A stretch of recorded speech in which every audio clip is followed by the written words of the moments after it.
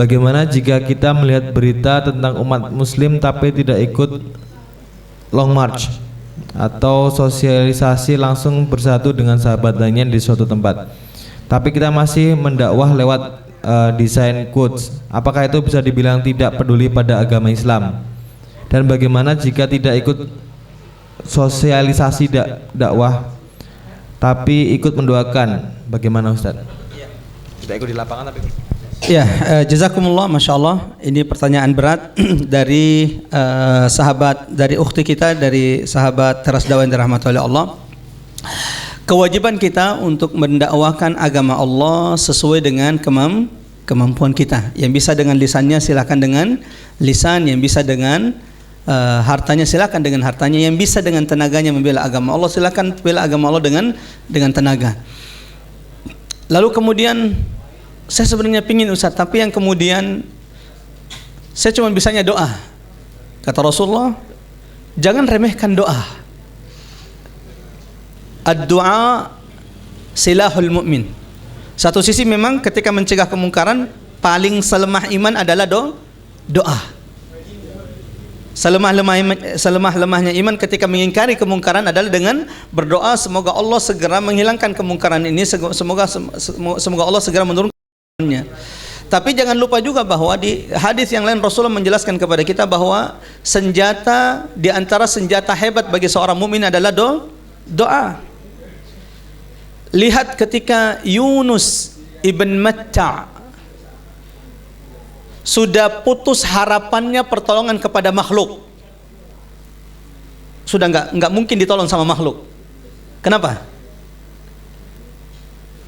Kata Allah, wanada fidz zulumat. Ingatlah ketika Yunus menyeru kepada Allah di tengah kegelapan berlipat-lipat. Zulumat. Zulumat itu jamak. Mufradnya zulmatun. Kegelapan, jamaknya apa? Zulumat. Kata ulama, kenapa Allah mengatakan Nabi Nuh berdoa ketika di zulumat, kegelapan berlipat-lipat? Satu, karena Nabi Yunus saat itu berada di kegelapan perut ikan. Satu. Yang kedua, berada di kegelapan dasar laut. Dua kegelapan. Yang ketiga, di kegelapan malam hari. Fi zulumat. Masih ada harapan nggak tertolong itu? Di perut ikan, mau pakai handphone tercanggih juga, mau iPhone apalah, S ini. Tapi kalau sudah di perut ikan, terus di dasar laut, tengah malam pula, siapa yang bisa nolong kira-kira? Tapi apa yang menjadi senjata Nabi Yunus alaihissalam? La ilaha illa ant subhanak inni kuntu minadh zalimin. Ada riwayat mengatakan yang membuat Nabi Yunus kemudian membaca doa ini karena ketika sampai di dasar laut didengarnya kerikil-kerikil itu bertasbih.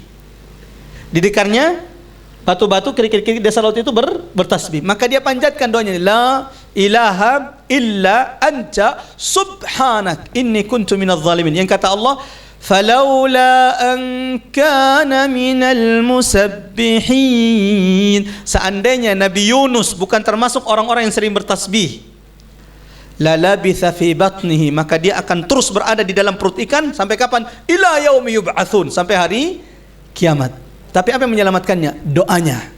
La ilaha illa. Ketika sudah putus harapan kita kepada makhluk, aduh udah berat ini pertolongan, itu nggak mungkin nih kita ini kayaknya, bagaimana kita bisa menang? Kalau sudah tidak ada lagi harapan kepada makhluk, jangan lupa engkau masih punya senjata. Apa senjata kita? Doa. Kenapa?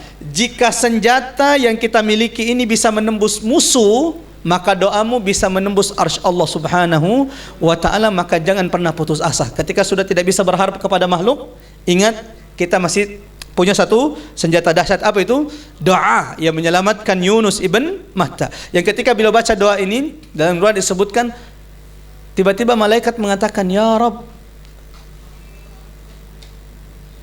sautun ma'ruf, ini suara kami tahu. Siapa suaranya? Ini suara kami tahu pemiliknya. Sautun ma'ruf min abdin ma'ruf, ini suara kami kenal dari hamba Allah yang kami kenal. Min makanin ghairu ma'ruf, tapi kami tidak tahu di mana tempatnya. Allahu Akbar. Apa kata malaikat? Ya Allah, suaranya kami kenal, terus dari hamba yang kami kenal, sautun ma'ruf min 'abdin ma'ruf min makanin ghairi ma'ruf, tapi berada di tempat yang kami tidak tahu. Ya Allah, tidakkah engkau ingin menolongnya? Allahu Akbar. Ini menunjukkan, kata ulama, bahwa orang yang sering berdoa kepada Allah itu dikenal oleh malaikat. Orang yang sering berzikir dengan menyebut nama Allah, maka dia dikenal oleh malaikat Allah. Kenapa? Tidaklah kita subhanallah walhamdulillah, kalau kita menyebut nama Allah di kesendirian, maka Allah akan menyebut kita dalam kesendiriannya. Ketika kita kemudian berani menyebut nama Allah di hadapan khalayak, Allahu Akbar, Rabbi Allah, maka Allah juga akan menyebut nama kita di depan khalayak yang jauh lebih mulia.